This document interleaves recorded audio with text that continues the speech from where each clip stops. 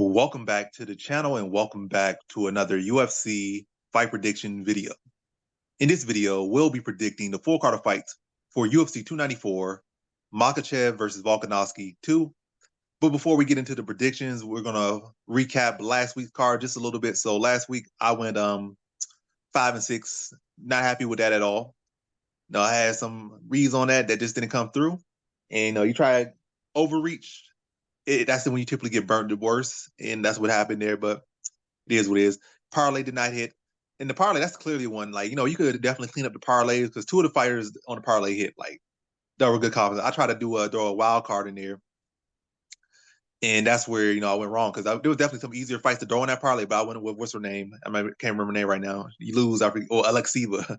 Yeah, I went with Alexiva because she was plus money. You gave me a better value on the parlay, so I was like, let me throw her in there. But was that my only parlay? No, but regardless, it was the parlay I issued here, and it did not go through. And I'm gonna try to clean it up a bit this week, and some of these next weeks, and just try to wrap up this year pretty good. But yeah, 5-6, not a good into that card at all. But without a doubt, I will do better this card, and will do better this card. And yeah, let's get on to the question. So also give me your recap for this card, Nikki. What's your recap for last week's card? Yeah, it was a good card. I definitely called the Edison Barbosa win. I know we picked against him, but I've been feeling like every single time we go to say Sean Strickland, Sugar Sean O'Malley, anybody who's the underdog but has a real well-talented resume. I was pretty confident in that. I bet on that as well. But I went 6-5, which is enormously better than I went the week before. So I can understand why it doesn't satisfy you, and I definitely see room for improvement. But what I did the week prior was just horrible. Like I made me embarrassed to even think about. But yeah, and then 3 out of the 5 parlays hit, which I think is pretty good. You know what I mean? And that gives you at least even money if you bet on every one of them. But what do you think's next for Edson Barbosa? Like, Edson Barboza, I think he prolongs his career some, but I can't say just like with Bobby Green and some of these other guys who have been winning lately, like these older fighters who really a journeyman. It's no insult. That's what like 99.9% of fighters are going to be in UFC. They're going to, or in MMA, going to be. You're going to be journeyman.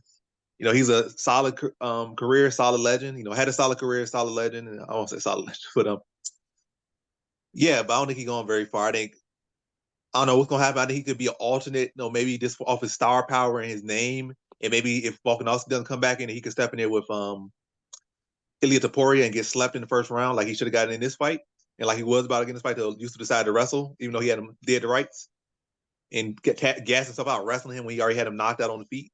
But Ilia Topuria ain't gonna play. We ain't gonna sleep him in the first round if he get him in the same predicament. So Ilia Topuria is the real deal. He ain't gonna choke like that in that spot.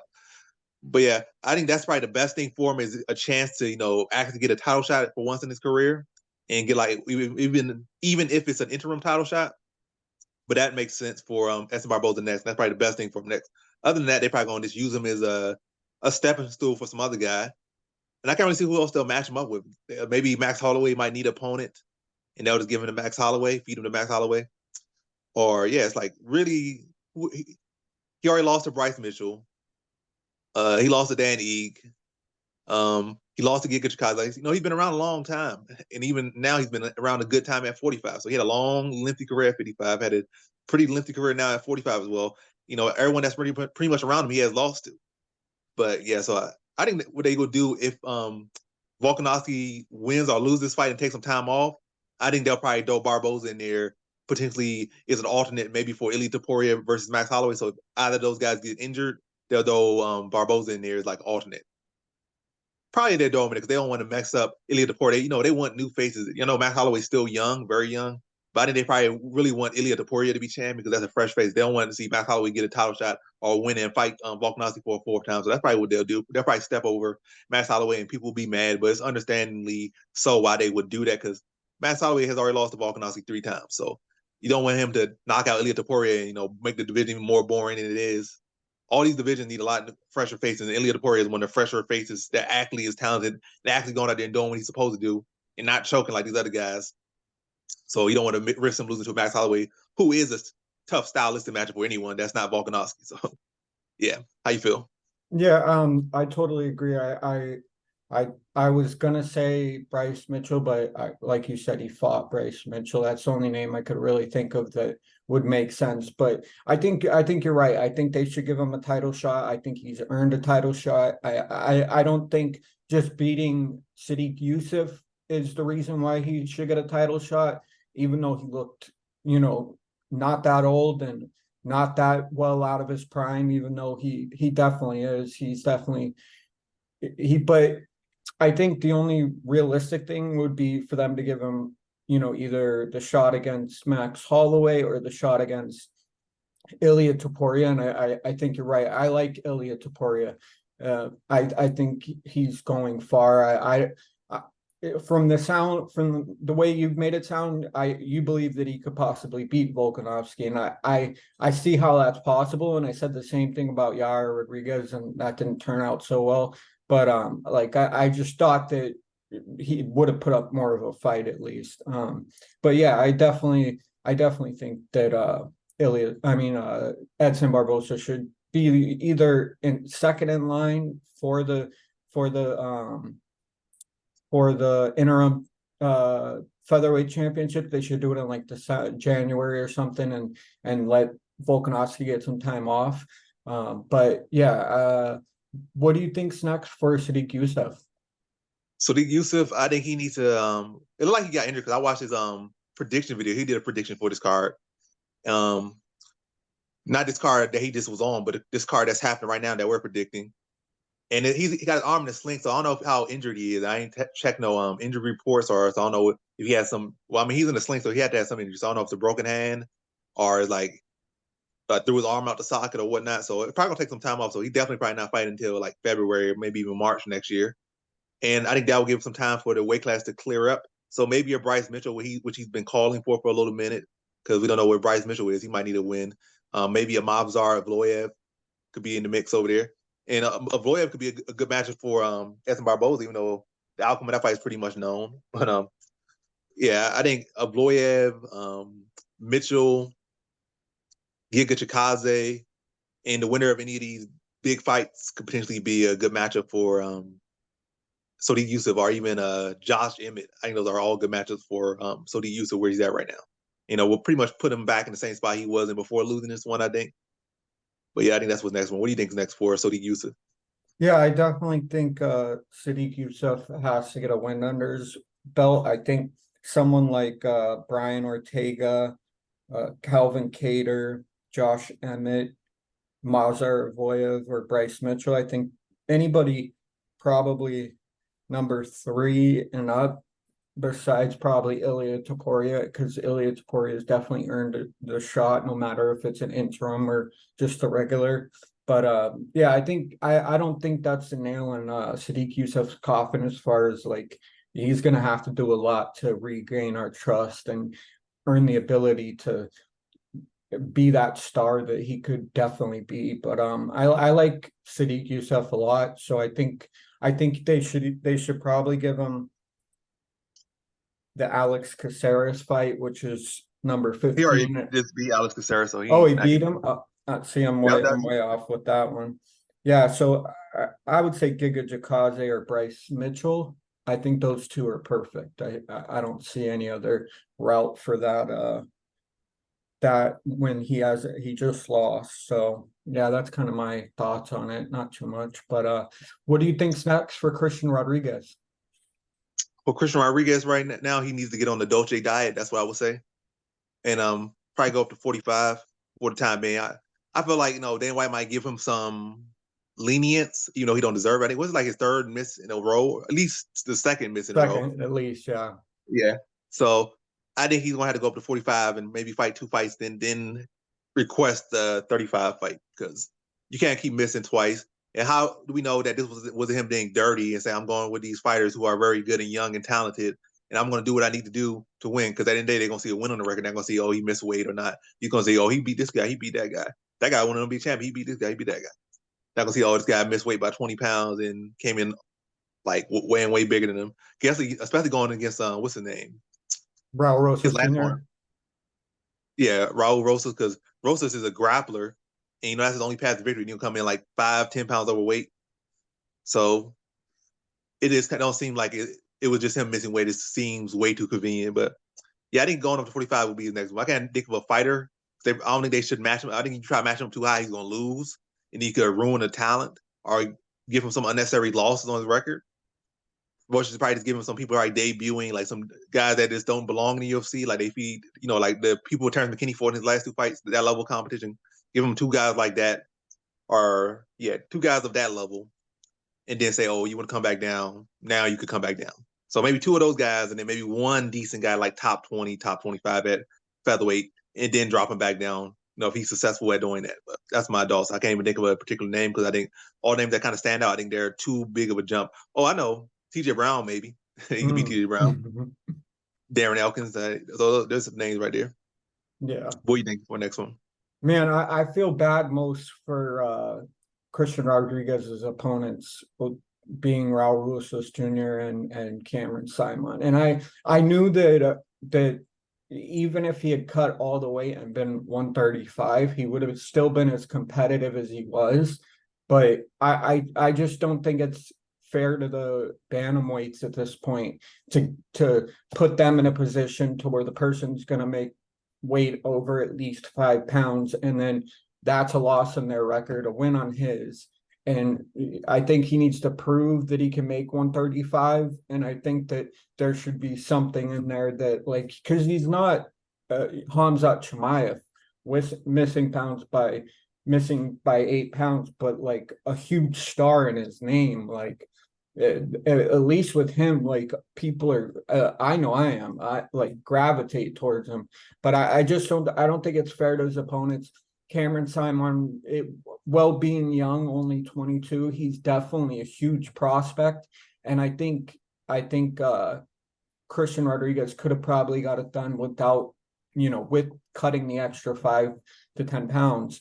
But I don't think it's fair to bantamweights in general that they should have to worry about, because it's great for him and horrible for them. Not only, yeah, they make a little bit of money, but that's still a loss on their record, which gives them less bargaining power in getting their contracts renewed or even, a better one. So yeah, I think he should take a step back, decide whether he's going to fight at 135 or 145. Probably be, he probably needs to take a couple featherweight and then fight at bantamweight again. But I think you're right on the head with that one. But yeah, not too much about him. You know what I mean? It's not too much to say. All right. Now on to our predictions. So in our first fight on the card, not even on the main card, on the first fight on the card, we have in the middleweight division, we got Bruno Silva versus Sharabutin Magomedov. And how I feel about this one right here is I'm going low confidence Bruno Silva to beat Sharabutin Magomedov. And with this one, like Sharabutin Magomedov, he's kind of definitely giving me Zalim and Maidev and Ashkabal vibes.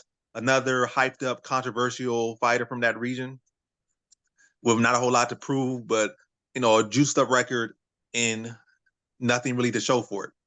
He could probably got to make maybe one or two okay wins, but outside of that, just really fluff to his record. A lot of weird exhibition and weird special rules fights for whatever reason. Spoiled sport and a lot of there's a lot of things just not to like about the guy. And this not even me picking against him for personally I just dislike him. It's like again because of people I can reference that kind of similar boat is him, like these people that come with a lot of hype, but really undeserved hype. They picking this guy because he got one eye, he looked like a villain, but as far as villain, he only got to look, his skills ain't there. And he goes around, he tries to circle, he does a bunch of weak kicks to the body and the leg. And it's like, as far as damage wise, the kicks at least the kicks to the leg and body. I mean, to the head, he knocked a couple people out. Even though the guy he knocked out with that little head kick was like a 35 or a 45er guy. But yeah, outside that, his kicks to the leg look very weak. His kicks to the body look very weak. He straddles the cage a little bit. He's kind of like a confused looking style. You might say, oh, he's Russian, so his wrestling's gonna be good. But from what I seen, his BJJ competition was not impressed. What I seen in the MMA thing, like again, he's more of a striker. He goes around. He's like a bootleg Bisming Adesanya. I don't know what he thinks he is. He don't know his identity yet. But I know for sure he don't like to see couples kissing. He'll follow you down the escalator and try to fight you, almost get knocked out doing it, then get you with that follow up and knock you out. But I don't know. But yeah, back to this one. I just feel like yeah, I think Bruno Silva also is in a similar boat. A lot of guys who beat those guys because like Max Griffin beat Zay Lim, and I'm thinking another guy who beat Ishkabal. But it's never like they come in and they lose to the most phenomenal guys. They lose to guys that kind of been up and down, which Bruno Silva fits in the bracket of. And I think Bruno Silva is a very underrated fighter, and he has a history of beating Russians in general, pretty much through his career. And I think he's the more technical striker. He has more experience.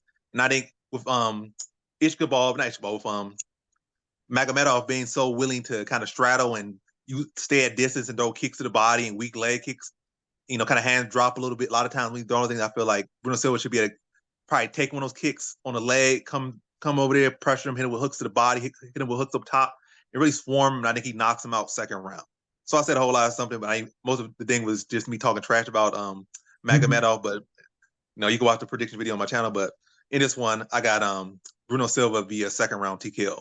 Now over to Nikki Betts. Yeah, I think just like everybody else on this card, I'm going all Russian all the way.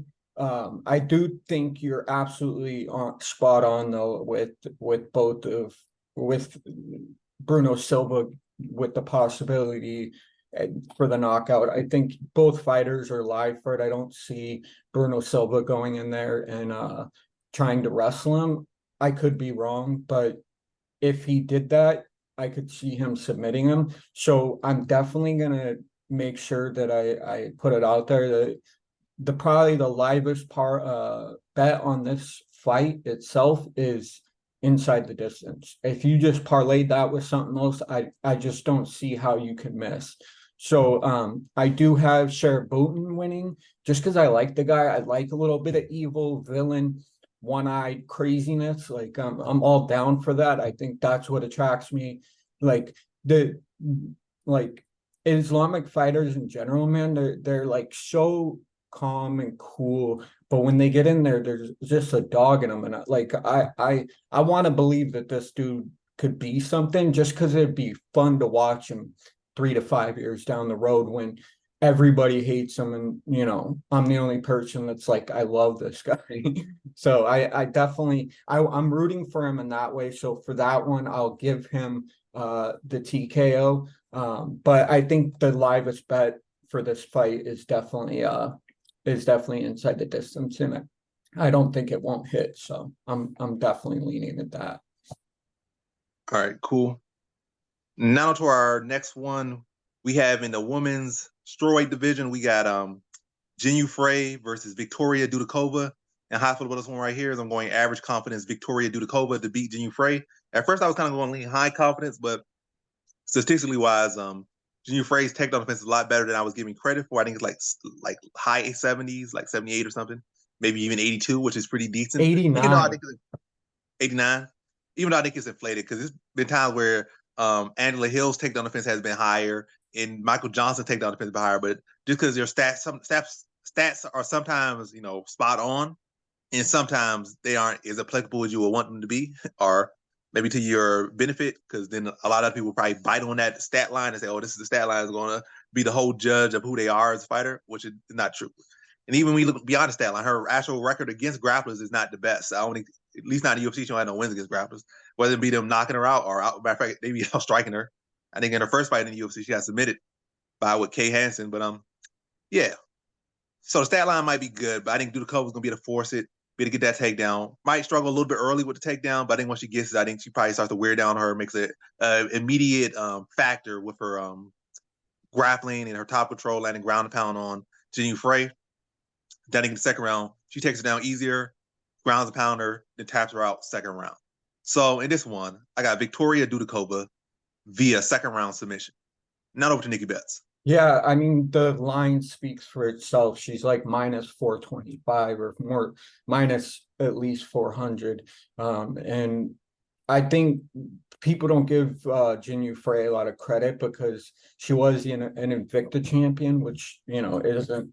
There's been lots of people that have been champions that have been journeymen and just well-established fighters, but I definitely think that Victoria Dudakova's wrestling will be her strong point in this fight. I think that's where she'll be able to do the most damage. I think because of Jinyu Frey's age, she's like, I don't know, 37 or something, right?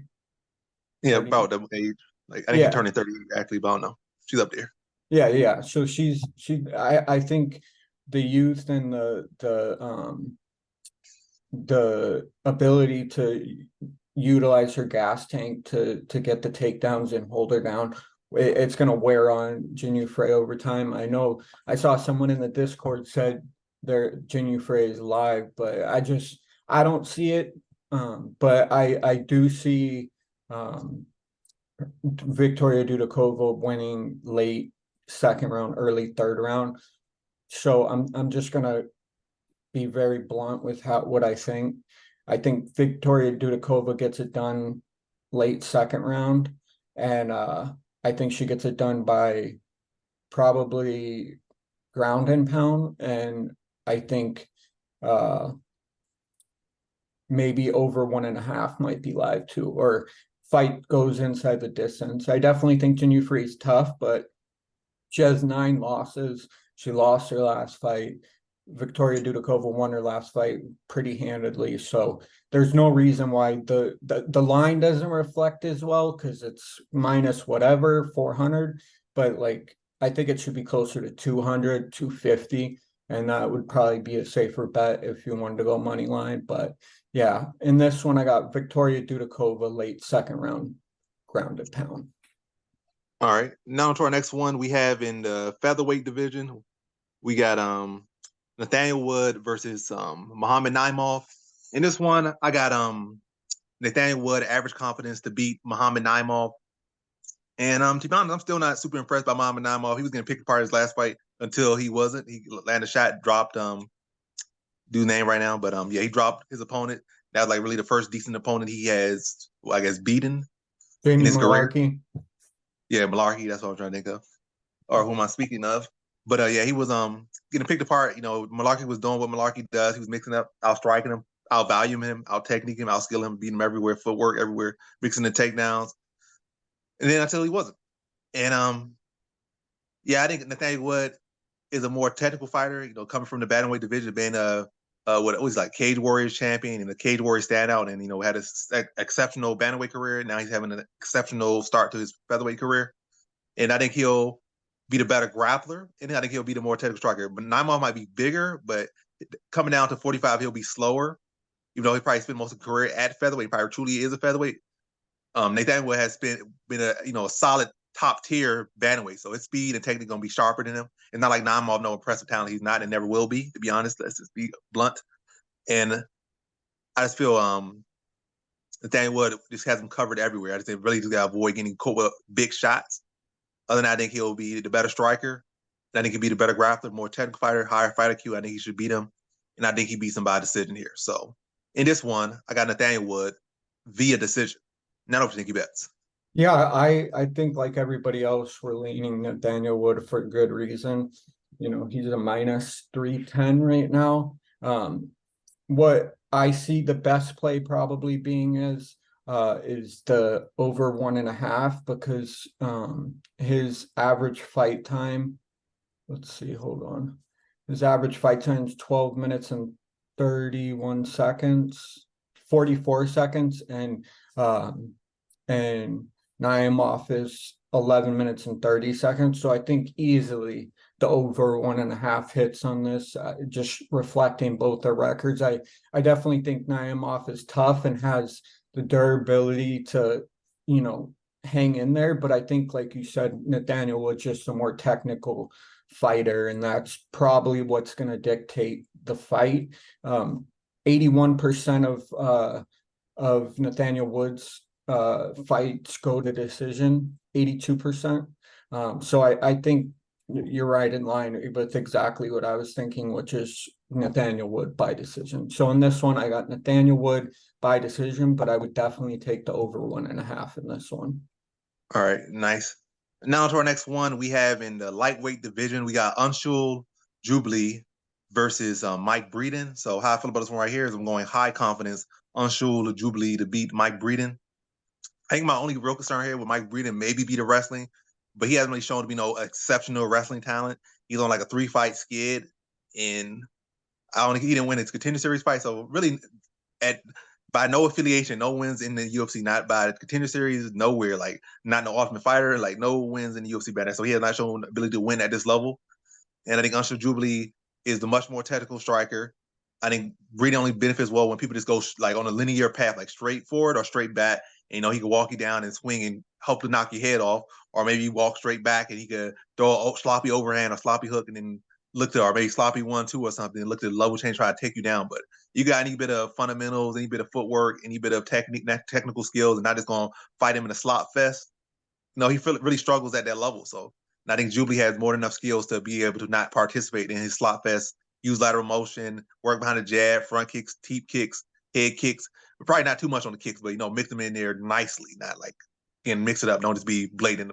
Breeding's gonna be like plenty basic and plenty basic, plenty blatant with what he's doing for both of them. And Jubilee's gonna be the more technical and more around fighter in this one.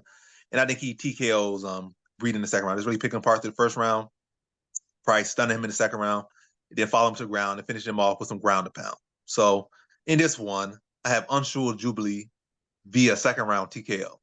Now up to Nikki Betts.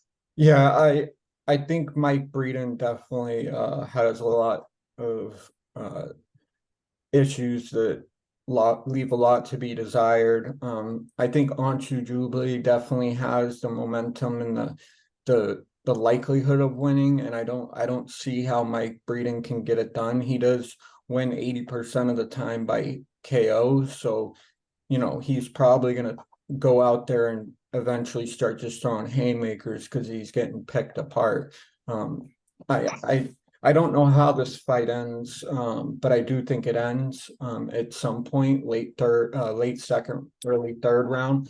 Um, I don't know too much about Anshu Jubilee, to be honest with you. There's not a whole lot of stats on him, but I've seen two of his fights, and he definitely is a work in progress. So I'm gonna lean to him in this one. So in this one, I got Anshu Jubilee late second, early third round TKO. But I would also probably bet the over on this one just because his average fight time is 11 minutes 52 seconds and Mike Breeden's 8 minutes 11 seconds. So I think you could probably do the over on this one as well. But that's just I have a medium confidence in that, low to medium. So All right, cool. Now to our next one, we have in the middleweight division, we got Cedricus Dumas versus Abu Izatar. And how I feel about this one right here is I'm going low confidence Cedricus Dumas to beat Abu Izatar. Probably no investment at all into this fight, but I am picking Cedricus Dumas win. Abu Izatar, I think he took a 3-year layoff. Now he's taking a 2-year layoff. So prior to his last fight, he took a 3-year layoff. Then prior to this fight, it's been a 2-year layoff. He's like 37 years old, been inactive. I do think he's the more dangerous or the more lethal striker, but age is definitely a factor. And it's not like he's at any point where he was in the UFC really putting in work out there, fighting 2 times a year, 3 times a year. I mean, I think dude been in the UFC for like 6, 7 years. And he only had like 2, 3 fights. So I can't really rate him too much. So I gotta go. Cedric Dumas been active and getting better. But again, not with a whole lot of confidence because we already seen Cedric Dumas fall flat on his face in his debut in the UFC after a pretty decent contender series fight to get in the UFC. He just fell completely flat on his face in his debut fight in the UFC. Then he rebounded. It's not like he had a phenomenal performance last fight. He just fought Cody Brundage, who just fought like he had no care in the world in that fight. So again, not a whole lot to really build off, but I definitely got to go with the younger, more active fighter here. And I think he takes Azhar into deeper rounds, and I think he finished them in the deeper rounds. So Azhar, just like his brother, they come out steaming, like they want to go out there and make some action, make some activity. That's when they're dangerous, but you can take them past that the first round. They start to fade pretty quickly, and I think that's where Cedric Demaz is going to be able to get his wins. I think he's going to be to tap Azhar out in the later rounds. I think third round submission for not I would say Abu, third round submission for Cedric Dumas. So in this one, I got Cedric Dumas via third round submission. Not over to Nikki Betts. Yeah, there's only one way I see this fight going, and it's ending in the third round. I think that's definitely the most live play at this point. I don't have any idea what I think's going to happen as far as what Cedric Dumas. I mean, I know he's going to come in there and try to grapple and try to finish it with his grappling because that's what he's good at.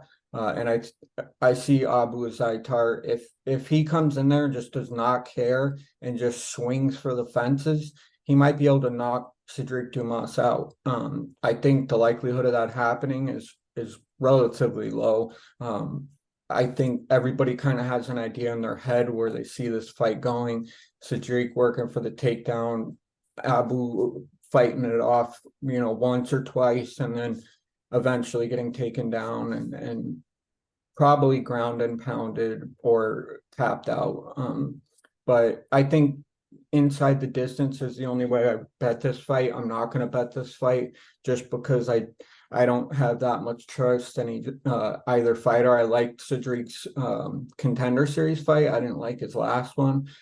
So for that, if he does something to impress me next time around, I might consider betting on him in some form or fashion. But in this one, I got Cedric Dumas, third round, TKO. All right. Now to our next one. We have in the bantamweight division, we got Javid Basharat versus Victor Henry. In high football, this one right here is I'm going average confidence here for Javid Basharat to beat Victor Henry. I think Victor Henry is very live here. He's a good fighter, very underrated, very technical, world class to say the least. And this is in my opinion, the biggest test for Javid Basharat by far in his career. But I think he'll be in the past. I think he's the more technical fighter. Two high-level fighters, but I think Basharat is more technical. And I think his actual biggest edge here will be in the grappling. I think he'll be able to mix in the wrestling and he'll be able to, take some of the steam or take the steam off, mess up the pace of Victor Henry, not allow him to get into a groove. Also mixing leg kicks and takedowns as well. So mixing the legs as well. Take away his base. It's always some little fire or cop coming by, but yeah. I think I'm about to say Street. I just think Javid Basharat was the more technical fighter. I think this will be a very high paced fight, but ultimately, to sum it up, I think Basharat will use more tools, and I think the wrestling will be a big X factor here to also put him over Henry, because Henry definitely will be bringing volume and intensity, but it'll be that wrestling of Basharat that will allow him to settle that down a bit, get control time, and make these rounds a little bit easier to judge, because now you got like a minute, 30 seconds, 40 seconds of control time, one takedown to zip, or maybe 4-1, maybe over the course of the fight. So it'll be clearer to judge these rounds when the strike control is pretty close, activity pretty close, but the wrestling is going to be that's going to put him over and be that X factor. So in this one, I got Javid Basharat via decision. Now up to Nikki Betts. Yeah, I definitely agree. I think Javid Basharat is definitely probably the better fighter, probably the more technical fighter. I definitely think Victor Henry has grit. I think that he's a good fighter. I think that he's a solid step up in competition for Javid after his last performance. I think this one, out of all of the over 1.5, is most likely to hit, just because I don't see Victor Henry giving up at any point, and I think he fights on and fights on. Javid's average fight time is 14 minutes 48 seconds. His last fight was a different pace. He definitely pushed it early and got the finish. So I said over in that one as well, but in this one I believe it a lot more. I definitely think that both fighters can last over 1.5. That's going to be my bet. But I'm also probably going to parlay Javid in that somewhere in some way. And I definitely think that both guys bring a lot to the table when it comes to their skills and ability. I just think Javid is just a little bit tighter, a little bit more skilled, a little bit more talented, and that's going to ultimately decide the fight. And I see probably a third round TKO for Javid, and and that's what I got. All right, cool. Now to our next one. We have in the lightweight division, we got Muhammad Yahya versus Trevor Peek. And how I feel about this one right here is I got low confidence Muhammad Yahya to beat Trevor Peek. I feel like Muhammad Yahya is very susceptible to getting rocked, especially early on in the fights, and I've seen him get rocked. So Trevor Peek is definitely, the favorite for a reason, but I'm going Muhammad Yahya here. I just can't really put too much confidence behind Trevor Peek here. And I think Muhammad Yahya should be able to, rally a little bit in this one, be a little bit more technical. I feel like Peak, he'll come out with a lot of intensity. He's gonna bring intensity for 15 minutes, but his approach is not gonna shift. Where I feel like Yahya might get hurt, wobble, but I think he will be able to survive. Be a very scrappy, ugly fight, but he's gonna do what needs to be done. And I think he'll be the one making adjustments. I feel like Trevor Peak, he's gonna come in there. This gets sloppy as the fight goes on. And I feel like Yahya will be able to exploit that and then start to just not play his game no more and take advantage of Peak being an easy, predictable target is coming in there just bringing chaos, but walking into shots. And then I think he'll be able to mix in takedowns as well. Pika has been taken down 4 times, and I think each of his fights under the UFC banner, Contender Series 4 times. And I think both his fights in the UFC 4 times apiece. So I think those takedowns will be there as well. Not to say that Muhammad Yahya is such a phenomenal grappler, but I do think those takedowns will be there, especially when a guy is not even really trying to defend takedowns. He just coming there swinging axes and axe fists and hammer fists and jagsaw and jigsaw punches, like he's on stuff out any type of punch and creating punches on the fly out there. So yeah, I think Muhammad Yahya beats him by decision. I think he takes peek out of that first kind of chaotic round and then just kind of similar to what Chepe Mariscal did, just fights a more technical fight and beats him by a decision. So in this one, I got Muhammad Yahya via decision. Not over Nicky Betts. Yeah, I'm on the fence with this fight. I like Muhammad Yahya and I like Trevor Peek. I like Trevor Peek just because of the chaos. But the issue I have with him in this fight is he's getting hit as many times as he's hitting a little bit more than he's getting hit, but it's around 5. And I think that if he can hone in his aggressiveness and his war that he brings, and he could win this fight. I'm definitely not going to bet on either fighter just because there's so many question marks. Trevor Peek isn't a consistent fighter, so it would be stupid of me to be like, oh, Trevor Peek can come in and knock this dude out if he just tries hard enough. It's not. It doesn't really work like that with him at least. So I will say Trevor Peek does it just to give him some sort of motivation to do it. I definitely think there's ways for both guys to win. But I'm gonna say first round Trevor Peek knocks him out, and you're probably gonna be the one that's right on this one. But I'll stick to my guns and give it to Trevor Peek. All right, cool. Now to our next one. We have in the flyweight division, we got Tim Elliott versus Muhammad Mokaev. And how I feel about this one right here is I'm going low confidence Muhammad Mokaev to beat Tim Elliott. And I feel like, well, first off, the confidence definitely got dropped a whole lot because he struggled with Malcolm Gordon. He struggled with Philo. So in his last 2 wins, he has struggled. And now he's taking a big step up in competition. I guess the one benefit you could say he's not really fighting one of these black belt fighters like Philo or Malcolm Gordon. So he's not fighting a high level black belt necessarily. He is fighting a high level grappler. But still, it's like a big step up in competition after struggling in his last 2 fights. And it just about any other fighter would have tapped to that knee bar that Philo had in him. And he definitely took some injuries from it. But yeah, I feel like this fight's gonna play out how I felt the Durden fight was gonna play out for Mokaev. He ended up going for a flying knee, rocking him, then jumping guillotine and tap him out in like 2 minutes or something. But I feel like it's gonna be a dragged out affair. I feel like Tim Elliott's gonna be scoring takedowns. Mokaev's gonna be active about him. He's gonna be active on the feet, throwing shots, looking for the kill. Attempting submissions off his back, scrambling a lot of, heavily scrambling fight. Rest. I take you down, you take me down. Like it's gonna look like a wrestling meet out there. Just a very heavy and grappling, a lot of exchanges. But I think that ultimately is going to benefit the younger fighter. I think Tim Elliott's gonna start to fade, and Mokaev is gonna get stronger. He's like 22 years old. He got infinite stamina, and I think he hurts Tim Elliott. When Tim Elliott starts to get tired, his offensive output starts to dip a little bit. He becomes a little bit more stationary, even though stationary by flyweight standards, still very active by any other weight class standards. But he's going to be more hittable for Mokaev to find him with the strikes. And then going to force Elliott to shoot uglier shots.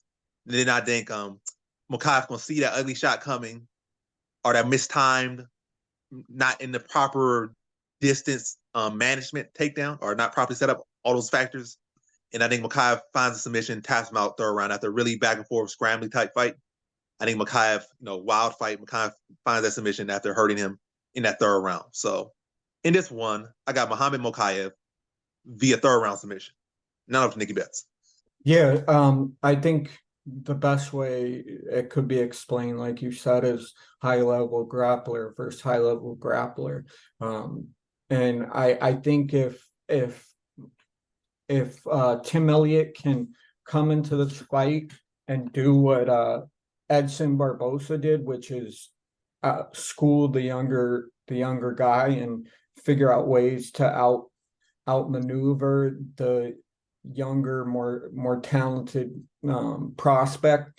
I think that's what would probably give Mohammed Mokaev the win, is he's a young talent, a little bit more talented prospect who is on the up and up, and he's looking for this will probably be his biggest win, I would say, in my opinion. I do like both fighters a lot. I think Mohammed Mokaev has a lot of growing to do, and this fight could be either a learning lesson for him, or it'll take him into deep waters, and he'll gain a lot of experience from fighting someone that can drag him into the deep waters.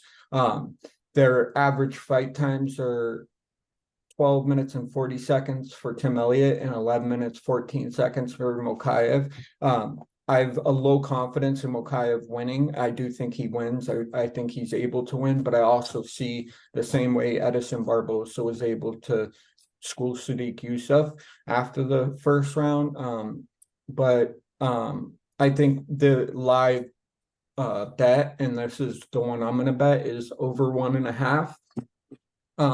But I do got Mokaev probably winning it by decision. That's probably the ultimate thing that's going to happen. So in this one, I got Mohammed Mokaev by decision, but my bet, and I will bet this, is over 1.5.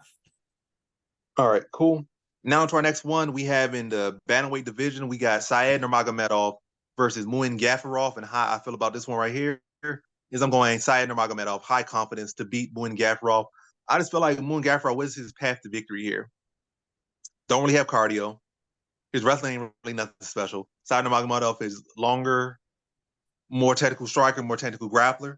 So he should really beat him everywhere this fight takes place. And it's also not like Muin Gafurov has any type of momentum at all, like negative momentum beyond. But hey, he got a fighter chance. He's showing up. But again, I think Said Nurmagomedov has him covered in literally every facet of the game.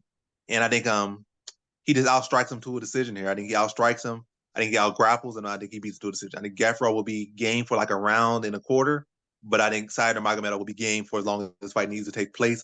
And even at their best, Said Nurmagomedov is the best. So at their best, he's the best. At their worst, he's the best. So yeah, I just feel like he should be to beat Muin Gafurov wherever this fight takes place, and I think he should be able to dictate this fight from start to finish. So in this one, I have Said Nurmagomedov via decision. None of the Nikki Betts. Yeah, I think definitely Said Nurmagomedov definitely has all of everything behind him on this one, whether it's him being at his best or him being at his worst and still being better. I think he's better everywhere than compared to Muin Gafurov. But honestly, like I don't think there's much to say about this fight. I think the money line reflects perfectly what I would pick, which is minus 185. I don't see how I don't see the plus 154 being enticing at all. There are other fights on this card that I will bet a multitude of ways. I will mix them in a couple different ways at least. But at minus 185, you can't beat that. You really can't. I also think over 1.5 is very live. I think you're right. I think that Muin will be there for at least 7 minutes and 30 seconds, and then the fight completely belongs to Said after that. Like, he can do whatever he wants, impose his will in any form or facet. I do like Said a lot. I think his loss aged well, considering Adrian Yanez got starched by the person that beat him, and Adrian Yanez in my opinion, was on a trajectory, doing well, had talent. So there's not much to say about him, Saeed losing, but I think this should be an easy layup for Saeed. I probably third round stoppage some way. But I would definitely bet the money line on this one, minus 185 for Saeed, and I definitely will bet the over on this one. So in this one, I got Saeed, uh, third round TKO. All right, cool. Now to our next one. We have in the welterweight, well, in the middleweight division, not the welterweight, middleweight division. We got Ikram Alisarov versus Warley Alves. And how I feel about this one right here is I'm going Ikram Alisarov to beat Warley Alves. Warley Alves does have a good style to deal with Ikram Alisarov, but he's fighting up a weight class than he's usually at, which could be a good or a bad thing, but we can't really have much to speculate because, again, this is not really his weight class. It's not really his no real history for him at this weight class. But hey, I think he has a good style for it, but I ultimately got to go Ikram Alisarov. I feel like Alisarov, at the very least, is a decent talent. I think he's going to go to the top. I do not think that. But I do think at this point he has enough momentum and steam behind him, enough skill to be able to get past Warley Alves.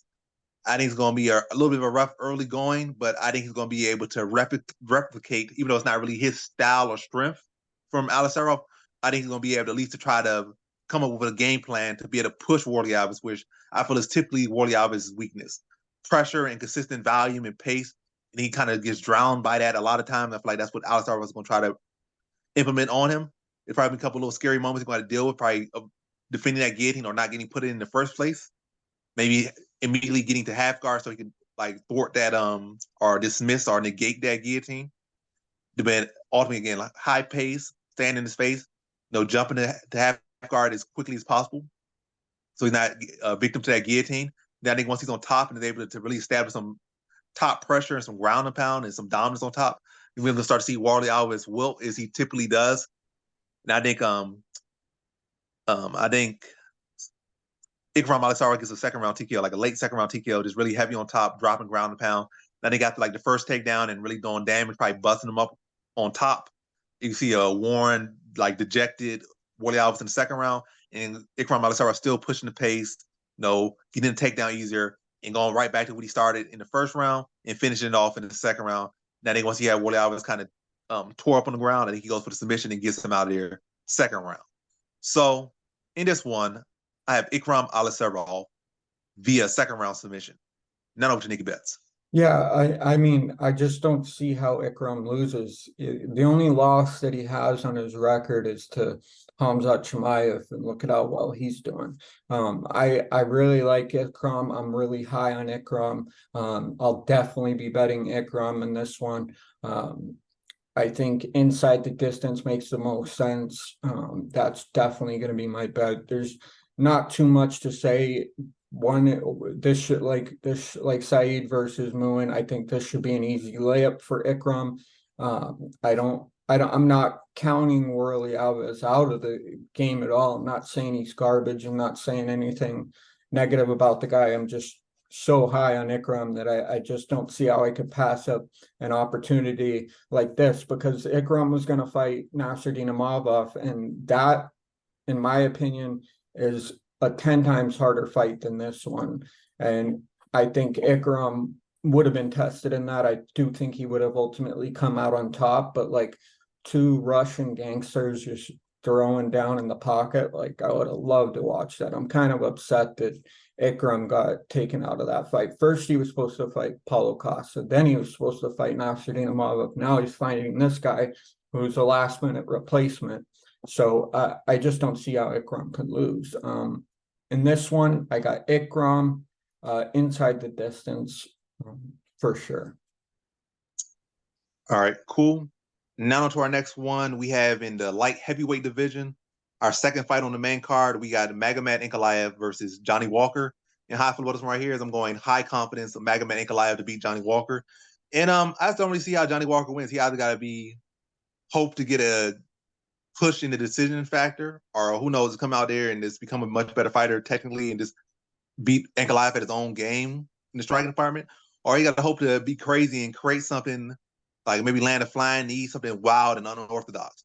And I just don't see how those playing out for him. I think in reality, Johnny Walker at this point, we haven't really seen the same wild Johnny Walker. Like he has shifted. he may have got some quick finishes, but they have definitely not been the wild ones that when he first came to UFC. Because when he reached the point, he got set down by Corey Anderson, he lost again, and then he maybe lost maybe one more fight, or he lost like 2 fights, but then he shifted. And he saw kind of like in the Santos fight, even though that was a loss, he saw more composed, kind of more tentative, but picking the shots more Walker. And now you see him on this kind of streak he is on right now, but it's not the same crazy just throwing anything out at Walker. And I think he ultimately going to end up playing to make Magomed Ankalaev style, and they're kind of going to be shooting from distance, like John Walker not wanting to get slept, so he's going to kind of play more, try to use his length to his advantage. But I think Ankalaev's going to judge the distance better and be able to land cleaner shots, even though he's going to be giving some height and some reach. They'll probably be a little bit faster, though, and he'll be sharper and judge distance better than Walker. Be able to beat him to the shot, even like a smaller Thiago Santos was able to. But Thiago Santos is explosive, but I think Ankalaev is more technical. He might not be as explosive, but he is more technical. And this is his style of fighting, so he'll be able to win in that exchange. And I also think he'll be able to get the takedowns. And I think from top position, whether he's in Walker's guard or not in his guard, I think he'll be more than comfortable enough to be able to thwart any submission attempts or scrambles or reversals, sweeps that Walker has in his arsenal. I think he should be able to be heavy on top and just kind of win. Maybe not the most exciting fight, but a fight he needs to fight to get past Walker and continue his march to another title fight. So yeah, I think he's gonna fight to his style, and Walker's gonna end up falling within his style. And I just think Walker's not gonna be able to beat him at his style. So in this one, I got Magomed Ankalaev via decision. None of Nikki Betts. Yeah, I'm really on the fence with this fight. This is one of the fights that I'm definitely going to parlay both ways. I definitely see Magomed Ankalaev if he can lock Johnny Walker into his fighting style, like you said. There's no way that Johnny Walker can beat him at pointing, which is what Magomed does. He wins by touching, moving, and repeating, and he's really good at it. He's really technical with it. I definitely like this fight, and I don't like it because I think that it's going to end early, or in the middle, or even at the end. I think this fight probably goes all the way. Magomed can definitely put people out, but he's more of a volume striker and more of hitting people right when he's supposed to and getting out of there right when he's supposed to. I definitely like both fighters. So my safest bet would probably be over 1.5 which is what I'm going to do. But I'm also going to mix and match them in a parlay so that I can get the most value for my bet. Because if Johnny Walker somehow miraculously wins, I get paid, as well as if Magomed wins, which is the route I see it going. So in this one, I got Magomed Ankalaev by decision, but I also got over 1.5. All right, cool. Now to our next one. We have in our co-main event, we have in the welterweight division, middleweight division. Welterweight would have been the best if it was when Usman was champion and Chimaev came up and was actual true contender. That would have been an amazing fight probably 3 years ago. But hey, it's at the middleweight division. We got Kamaru Usman versus Khamzat Chimaev, and I'm going Khamzat Chimaev. High confidence to beat Kamaru Usman. I think both guys are great fighters, but it's upper weight class on short notice. Kamaru Usman is giving up a lot of size, giving up a training camp to fight Khamzat Chimaev, who's right in his prime, versus Usman, who's coming out of his prime. Riding 2-fight losing streak, lost his belt, then lost again, and really struggled to find where Usman wins here. I know he got better cardio, he has the championship experience, and great GOAT experience and all that stuff. He has a lot of experience in that department. But I see, like, if he takes him down, he not really great at ground and pound, no real submission threat. Chimaev takes him down, much more vicious ground and pound, and much better submission skills and finishing ability in the grappling department. He's bigger. I think he has a more sturdy chin between the two of these guys, and he has more power between the two of these guys. And again, on top of that, with the size, he's of course going to have more power because he's the bigger guy naturally. And then Usman coming up to middleweight, he might not have to cut weight, but Chimaev has to really cut weight to get this weight class. Usman probably got to cut like 5 pounds or something like that, maybe. Most of that probably been water, whereas Chimaev cutting real pounds to get to this weight class. But yeah, I think it's just everything kind of in line with Khamzat Chimaev to win this one. But if Usman can, pull off some valiant effort and just turn this into a war of attrition, this definitely opens up for him. Like, he could make Chimaev work They're definitely also for him, but I just see him getting put out like second round.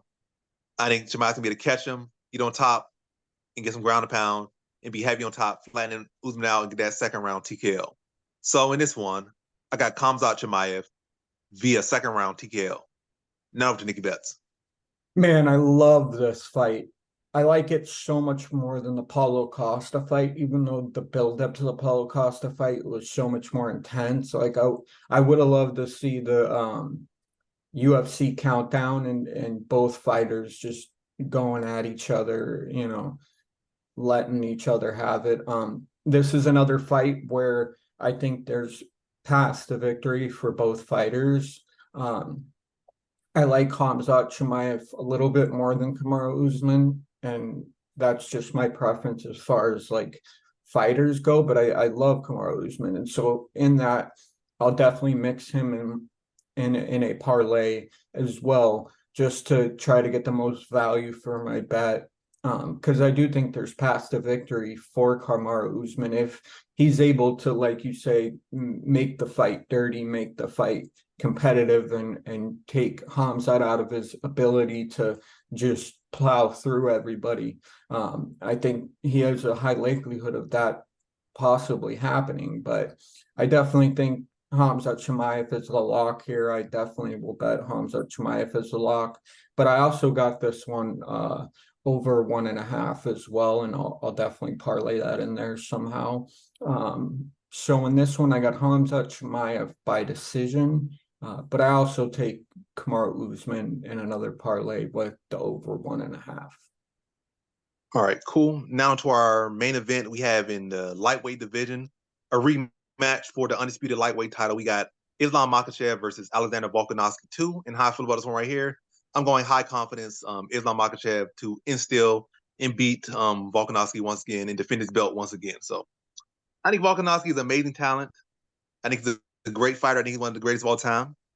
But I just think everything's kind of against him. I think he's going there with a younger, bigger, stronger fighter. Well, maybe not stronger, but younger, bigger fighter who's coming in on a full camp, training for this date, versus Volkanovski who's coming in on like a week or so to train for this fight. They're coming off a fight where, well, Volkanovski has since had a fight, whereas Makhachev, between these two, in this rivalry or this competition between these two, Makhachev already has a win over Volkanovski. So he has the youth, he has the size, he has the height, he has the wrestling, and he has the win going in with the guy who's coming in with no camp, coming with loss, giving up size, and really giving up everything to fight. And now he's also giving up home ground. Well, he's giving up home field advantage. Last time they were in Volkanovski's stomping grounds. And so again, he's literally giving up everything to fight. Makhachev. He's able to pull this off. It's phenomenal, but it's hard. It's a hard sell to say that he'll do it. So it's everything against him. Everything against him. I'm not saying completely everything. There's definitely things he has over. He's the more technical striker. He's the more overall technical fighter. But a great big man beats a great small man, and again, that's yet another thing that goes against him. So I think Makhachev was able to make a good adjustments in that fight, in the first fight, and was able to actually do very well in the striking department, probably better than most people that have actually fought Volkanovski at featherweight have made adjustments outside of Max Holloway in the second fight. He was able to do well. He was able to rock Volkanovski at times, drop Volkanovski, or stumble him a couple times in that fight. And I think he'll be able to make adjustments in the grab department that he wasn't able to make in the first fight. Now that he has had Khabib a lot with him in his training camp, he'll be able to fix up what he made mistakes in the last fight. And I think this will be yet again a competitive fight. But I think those grappling improvements, I think also some other things he probably learned from the first fight. Because I feel in that last fight, he had to make a lot of adjustments on the fly and they worked. But I feel like he'll be even more of a technical striker in this one and fully be able to exploit that height and reach that he has and that size that he has and that mass that he has over the smaller Volkanovski, be able to put more weight behind the shots and be able to fight, more deliberately instead of again on the fly and have to come with a solid game plan on the fly and make those adjustments. And he probably already been training in his mind how he'll deal with him the second time. Same way Volkanovski has, but I think Makhachev will be better able to implement the improvements that he has made and the developments he has made in his game. And also comes with being a younger fighter. And yeah, so I think he makes adjustments on the feet, is doing even better on the feet this time around. And I think also the biggest factor that I think he'll find ways to control. I don't think he'll be able to really find a submission or a finish over Volkanovski, but I think he'll find better ways to control, take time off the clock, get the takedown, and take less damage. So it'll be a clearer decision for him, but nonetheless a very hard fought decision. But win again for Makhachev. So in this one, I have Islam Makhachev via decision. Now over to Nikki Betts. Yeah, man, I I the craziest thing I've probably ever done associated with the UFC was bet 3 grand at the casino down the street from my house on Islam to beat Alexander Volkanovski. And the same night that that fight happens, I go to bed at like 9 or 10, super early. Don't even watch the fight, just show up to the casino to pick up my money. And Joe Rogan was saying he could see how Alex won that fight in some respects. And a lot of people gave him 3 of the 5 rounds, which I didn't anticipate. I never second guessed Islam for a second. And I guess now I'm doing that only because the only person to ever expose him, he could have won, I guess a lot of people think. And I've rewatched the fight now, and I definitely see how Alex made it competitive, but I think everybody took the ground and pound in the very end of the fight and kind of dictated that in Alex's favor. So but overall, I think Islam was more dominant and just by a very narrow margin. This is another fight I'm really excited to watch, probably more so than the Islam versus Charles Oliveira, just because the fight would have went 2 ways, and most likely one way. Islam would have taken him down and choked him out just like he did the first time, and it would have been very anticlimactic. But I definitely like both fighters, and I like Alex so much more now that he's done that, because I've just kind of seen him dominate the featherweight division for so long. I was getting bored, and this introduced some new form to get excited about. I definitely think Islam will probably win. I'm leaning that, but my overall bets are gonna be over 1.5, over 2.5, and over 3.5, and I could see all three of those easily hitting. So I'm probably gonna parlay those just in that order, just like that with other people on this card, just so that I can get the most bang for my buck, and it'll probably go to the third, you know what I mean, the third round. So at least. Just I know Alex is saying he's going to come in there and starch Islam early, and that has happened to Islam before. But I think Islam is so much sharper than he probably was in his first fight or his second fight, I forget. But yeah, in this one I got Islam probably by decision. And I will definitely bet the over 1.5, over 2.5, and over 3.5 for sure. All right, cool. Now we're gonna wrap this video up with our parlays or parlay for this week's card. And so I'm gonna start it off. So my parlay will be, let me just stick to 3 this time. So my parlay will be Victoria Dudikova, it'll be Said Nurmagomedov, and it'll be Islam Makhachev. So again, Victoria Dudikova, Said Nurmagomedov, and Islam Makhachev. So that's my 3-fight parlay or 3-fighter parlay, 3-piece. And I'm going to send it over to Nikki Betts for his parlay or parlays. Yeah, and this one, man, I'm betting so many different ways, so many people on this card. I just think are gonna make it exciting for me. So I'll start with this. I'll do the Sharab Magomedov versus Bruno Silva. Doesn't go to decision. I don't want to do it, but I'm going to do it. Nathaniel Wood. Let's see. Javid Basharat, and that one I'm a little bit hesitant because I know how good Victor Henry can be. So I will take him. Said Nurmagomedov, Ikram Aliskerov. The Magomed fight, I'm going to go over 1.5. And then I'll take Islam, and then I mean Hamzat. I'll probably put Kamaru and Hamzat two different ways. So I'll probably have a total of 10 bets, I guess, something close to that. 6 to 8, I don't know. And then I'll do over 1.5 in the Islam fight, over 2.5, and over 3.5. So even if you took Islam and I mean Hamza and Kamaru out, you could do the over 1.5, over 2.5, and over 3.5. So my official parlay will be, like I said, Shara Magomedov's fight to not go to decision, Nathaniel Wood, Javid Basharat, Said Nurmagomedov, Ikram Alaskarov, Magomed Ankalaev over 1.5 in his fight, not on him. And then I'll keep Hamzat out of it. You can add him if you'd like. But the Islam fight over 1.5, over 2.5, and over 3.5.